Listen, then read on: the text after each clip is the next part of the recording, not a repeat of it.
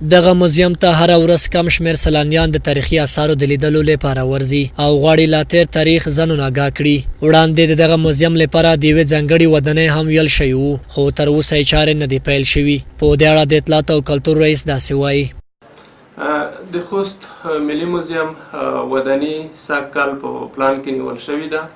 هغه د نقشې د ډیزاین کارونه روان دي. دلته په د وروستیو کې یوه سروې هم ترسره شوه په د تېره اونۍ کې، توپوګرافیک سروې چې د ساحې سروې وه، سکیچ کورکي هر څه جوړ شوي دي. بودیجه هم یو څه انتقال شوي ده. انشاءالله په نږدې وخت کې به د خوست ملي موزیم په ودانۍ عملا کار روان شي.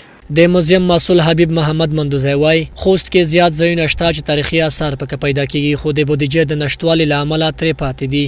400 آثار او لاسي صنایع میږي الماریو کې د خلکو د لیدلو لپاره زیپه کړي دي.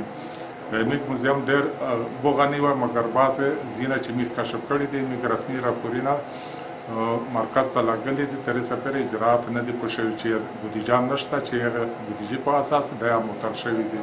د خوست موزیم په 1983 کال کې جوړ شوی او شاوخوا 400 بېلابېل تاریخي اثار لري، خو د ځای د نشتوالي په سبب یې 2 لمریو کې خوندې کړي. د کاتونکو په خبره دغه موزیم په بډاینه کې د خلکو همکاري په نشت حساب ده او تر اوسه ورسره چا همکاري نه ده کړې چې موزیم ته تاریخي اثار وروړي. شیرین درمان، میلمه رادیو، خوست.